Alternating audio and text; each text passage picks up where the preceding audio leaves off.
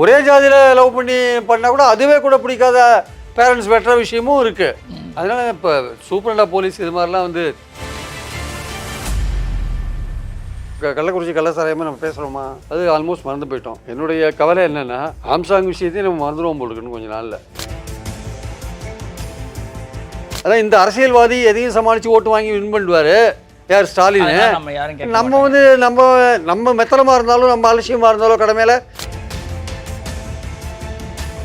Police துறை சரியில்லை.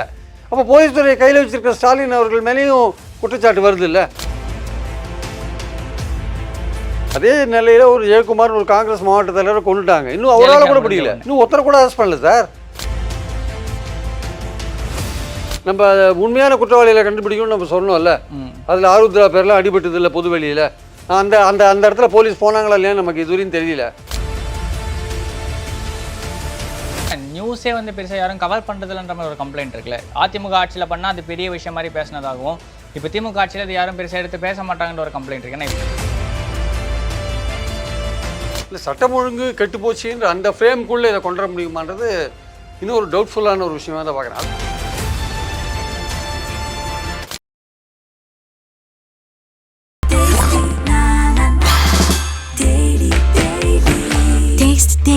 Taste the Daily. நாதஸ்மணிகளுக்கு வணக்கம். அரசியல் சார்ந்த பல கேள்விகள் இருக்கிறது. கேட்பதற்கு மூத்த பத்திரிகையாளர் பிரியன் அவர்கள் நம்மளோட இருக்கிறார். வணக்கம் சார். வணக்கம் சார். இப்போது தமிழ்நாட்டில் சட்டம் ஒழுங்கோட நிலைமை ரொம்ப கவலைக்கிடமாக இருக்கின்ற மாதிரி தான் தொடர்ச்சியான செய்திகள் பார்த்துக்கிட்டு இருக்கோம். ரீசெண்டாக 2-3 ஆணவ கொலை நடந்துருந்துச்சு.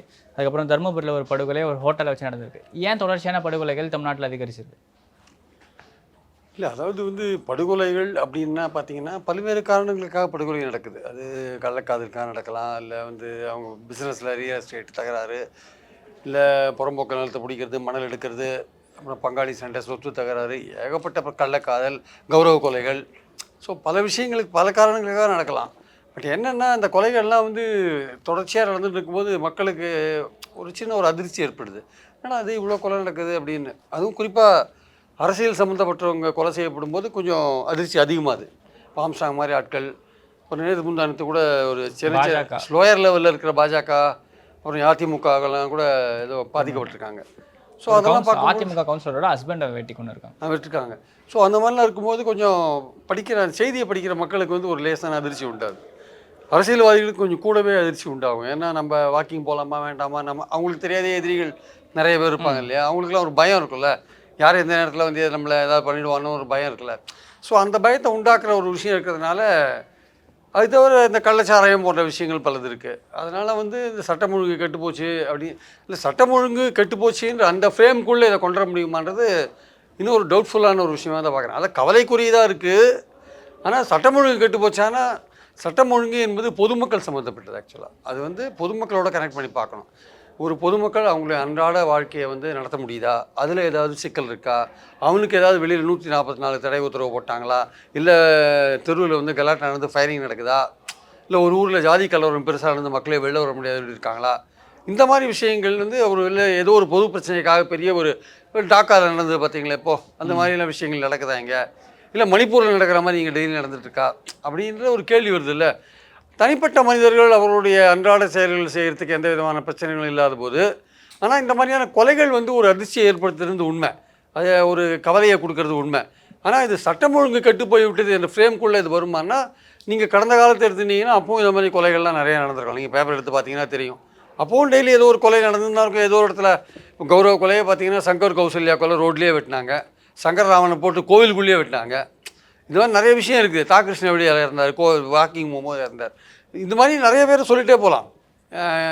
ராமஜெயம் அப்படியே இருந்தார், அதிமுக தான் இருந்தார். ஸோ இந்த மாதிரி பல விஷயம் அது கண்டே பிடிக்கல. இன்னும் இந்த மாதிரி பல கொலைகளை நம்ம வரிசைப்படுத்தலாம். எதுக்கு சொல்ல வரேன்னா, எந்த கொலையாக இருந்தாலுமே வந்து போலீஸ் அப்படின்றது வந்து மக்களுக்கு வந்து ஒரு இதாக இருக்கணும். நம்மளை போலீஸ் பாதுகாக்கும் அப்படின்ற நம்பிக்கை இருக்குல்ல, அந்த நம்பிக்கை வரணும். அந்த நம்பிக்கை போகிற மாதிரியான ஒரு விஷயம் இருந்ததுன்னா, இந்த மாதிரி கொலைகள் நடக்கும்போது அந்த நம்பிக்கை போகிற மாதிரியான ஒரு விஷயம் வரும்.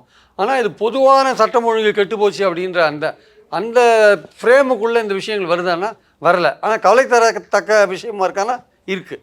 Okay sir. ஆனால் இப்போ அந்த சட்டம் ஒழுங்குன்றே கூட பார்த்தீங்கன்னா, போன ஆட்சியிலலாம் ஏதாவது ஒரு ஆணவ கொலை நடந்தால் அது தமிழ்நாடு முழுக்க பேசப்பட்டுச்சு ஊடகங்களால். ஆனால் இப்போ நடந்துக்கிட்டே இருக்க தொடர்ச்சியாக வந்து பார்த்தீங்கன்னா, ஆனால் பேசப்படவே இல்லை அப்படின்ற ஒரு விஷயம் இருக்குது. இப்போ விருதுநகரில் நடந்த ஒரு ஆணவ கொலை வந்து பார்த்தீங்கன்னா, ஒரு எஸ்பியே சொல்கிறாரு, இது ஆணவ கொலை கிடையாது, இது ஜஸ்ட் ஒரு அவங்க 2 பேரும் சேம் கம்யூனிட்டிக்குள்ளே தான் வராங்க அப்படின்ற மாதிரி விஷயங்களை அவர் சொல்கிறாரு.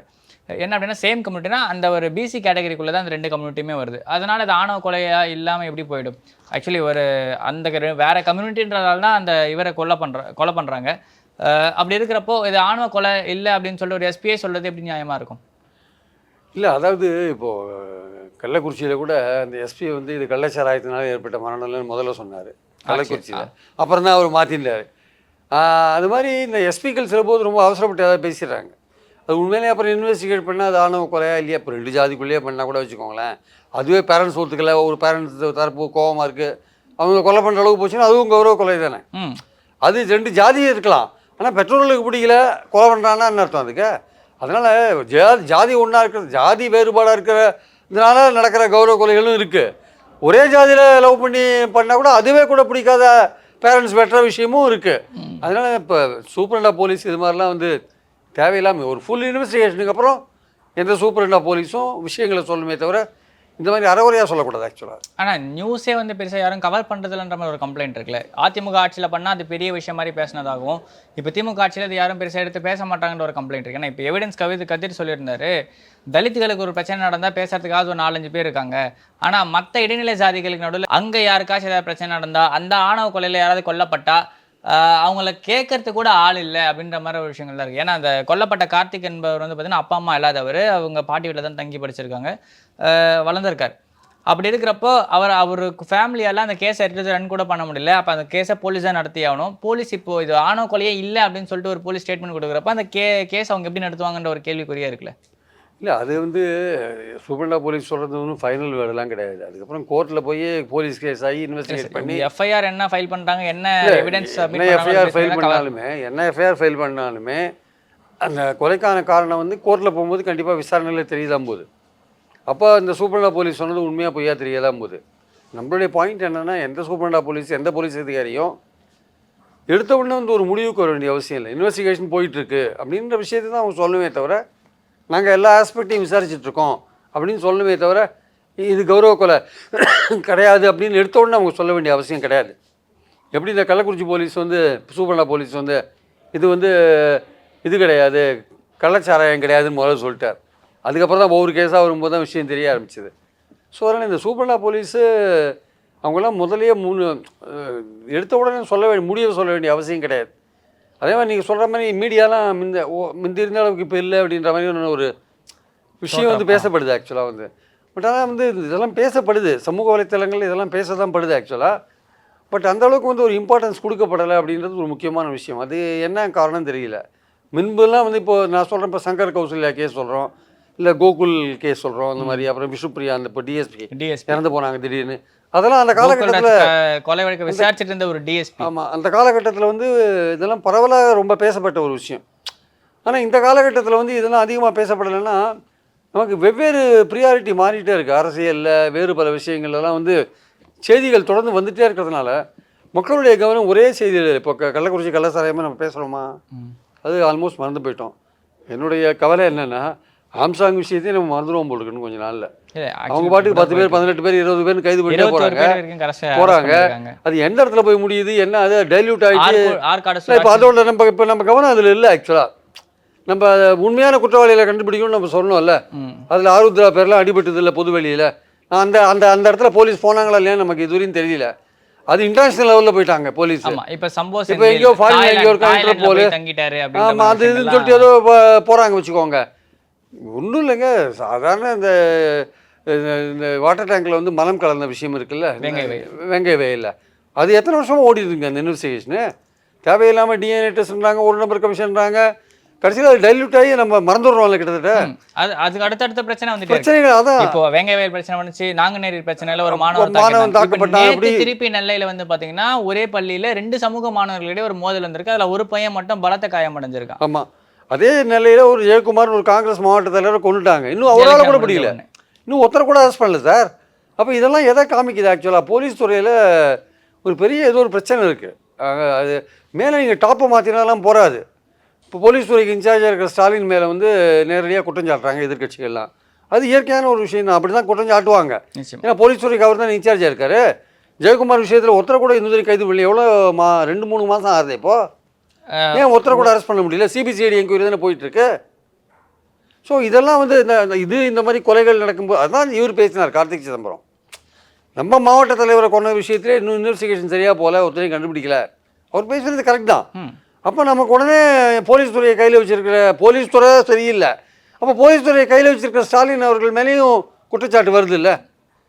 அதை வந்து நிச்சயமாக இந்த ஆளுங்கட்சி கவனிக்கணும். ஸ்டாலினுக்கு வேறு பல துறைகளில் நல்ல விஷயங்கள்லாம் செய்கிறாரு, அது நல்ல பேர் வாங்குறாரு, எலெக்ஷனில் வின் பண்ணுறாரு, எல்லாம் கரெக்டு. பட் இந்த மாதிரி விஷயங்களும் இருக்குல்ல. நீங்கள் எல்லாத்தையும் போலீஸ் செய்கிறதெல்லாம் ஓகே. போலீஸ் வந்து அவங்க வந்து கவர்மெண்ட்டுக்கு நல்ல பேர் இருக்குது, நம்ம என்ன வேணால் பண்ணலாம், நம்ம மெத்தனமாக இருந்தால் கூட என்ன நடந்தாலுமே இந்த கவர்மெண்ட்டுக்கு எந்த பிரச்சனையும் வராது அப்படின்னு அவங்க நினைக்கிறாங்க போல் இருக்கு. அதான் இந்த அரசியல்வாதி எதையும் சமாளித்து ஓட்டு வாங்கி வின் பண்ணுவார் யார்? ஸ்டாலின். நம்ம வந்து நம்ம மெத்தனமாக இருந்தாலும் நம்ம அலட்சியமாக இருந்தாலும் கடமையில் என்ன நடந்தாலுமே வந்து பெரிய அளவுக்கு இதெல்லாம் ஒன்றும் வராது, 2-3 நாள் பேசுவாங்க, அதுக்கப்புறம் சரியாக போயிடும் அப்படின்னு போலீஸ் நினச்சிருந்ததுன்னா அது ஒரு தவறான போக்கு. அது ஸ்டாலின் சரி பண்ண வேண்டிய பாதிப்பு தானே. இப்போ எலெக்ஷன் வரப்போகுது. அதான். ஆனால் எலெக்ஷனில் ஒரு இப்போ எலெக்ஷனுக்கு முன்னாடியே வந்து விஷயங்கள்லாம் வந்ததுங்க, கள்ளச்சாராயெல்லாம். அது பக்கத்தில் இருக்கிற தொகுதியிலே எதிரொலிக்கலையே, அது கள்ளச்சாராய விஷயம் அதுலேயே எதிரொலிக்கலையே, விக்கிரவாண்டியிலே எதிரொலிக்கலையே. அதான் இந்த போலீஸ்க்கே ஒரு எண்ணம் வந்துருச்சோ என்னவோ. அரசியல் ரீதியாக ஸ்டாலின் நல்லா ஓட்டு வாங்குற இடத்துல தான் இருக்கார், அவருக்கு எதிரிகள் ஒன்றும் அரசியல் எதிரிகள் ஒன்றும் பலமாக இல்லை. அதனால் இந்த போலீஸ் துறையில் இருக்கிற மெத்தனமோ அலட்சியமோ கடமையை தவறுற விஷயங்களோ இப்போ இதனால் ஏற்படுற விஷயங்களோ பெரிய அளவுக்கு இந்த கவர்மெண்ட்டை பாதிக்காதுன்னு அவங்க நினைக்கிறாங்களோ தெரியாது. ஆனால் இது குமுலேட்டிவாக ஒவ்வொரு விஷயமும் அப்படி சேர இந்த கவர்மெண்ட்டுக்கு ஒரு ரொம்ப கெட்ட பேர் வரும். நேற்று கொலை நகரம்னு ஆரம்பிச்சு கொலை தமிழ்நாடே கொலைக்களம் ஆகிடுதா அப்படின்னு கேட்குறாங்கல்ல. அது ஏன் கேட்குறாங்க? ஒருத்தர் சிவகங்கையில் ஒருத்தர் சாகிறாரு, ஒருத்தர் விருதுநகரில் சாகிறாரு, ஒருத்தர் இன்னொரு வேறு ஒரு ஊரில் சாகிறாருன்னா தமிழ்நாடு முழுக்க ஒரு வெட்டு குத்து கொலை அப்படின்னா படிக்கிறவங்களுக்கு, பேப்பர் படிக்கிறவங்களுக்கு அதிர்ச்சியாக இருக்குது, சேனலில் பார்க்குறவங்களுக்கு அதிர்ச்சியாக இருக்குல்ல. So it is high time that ஆட்களை மாற்றினா மட்டும் போகாது. டாப்பில் ஸ்டாலின் அவர்கள் உண்மையிலேயே சீரியஸாக என்ன ப்ராப்ளம்? ரகுபதி சொல்கிறார் இதெல்லாம் தனிப்பட்ட கொலை, ஒவ்வொருத்தர் முன்னாடி போலீஸ் போட முடியுமா? ஒத்துக்கிறேன், இல்லைன்னு சொல்ல வரல, வறுக்கல, அவர் சொல்கிறது கரெக்டாக இருக்கலாம். ஆனால் இந்த கொலை செய்கிறவனுக்கு எந்த தைரியம் எப்படி வருது? போலீஸ் வந்து ஒரு சில கொலை வழக்குகளில் போலீஸ் இன்வெஸ்டிகேட் பண்ணி டக்குன்னு ஆளுங்களை வந்து ட்ரையல் ஆரம்பித்து தண்டனை வாங்கி கொடுத்தாங்கன்னா இந்த ரவுடிகளுக்கெல்லாம் தைரியம் வருமா? கூலிப்படைக்கெல்லாம் தைரியம் வருமா?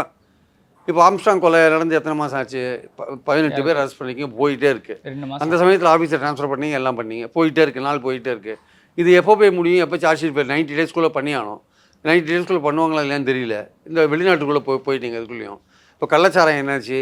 அது அந்த கேஸ் அப்படியே நம்ம அதை பற்றி மறந்துட்டோம் கிட்டத்தட்ட. இப்போ அடுத்த கள்ளச்சாராய சாவு நடக்காத இருக்கணும். அது நடந்தால் மறுபடியும் முறியோன்னு கத்துவோம். என்னாச்சு மரக்காணம், என்னாச்சு கள்ளக்குறிச்சி, என்னாச்சு? ஸோ இதெல்லாம் கவர்மெண்ட் பார்க்க வேண்டிய வேலை. கவர்மெண்ட்னா போலீஸ் பார்க்க வேண்டிய வேலை. போலீஸ் சரியில்லைன்னா மேலே இருக்கிற அரசியல் தலைமை இருக்குல்ல, அவங்க பார்க்க வேண்டிய வேலை. இல்லாட்டி நேராக குற்றச்சாட்டு நேராக அரசியல் தலைமை மேலே தான் விழும். அதுக்கு ஸ்டாலின் தான் பதில் சொல்லணும்.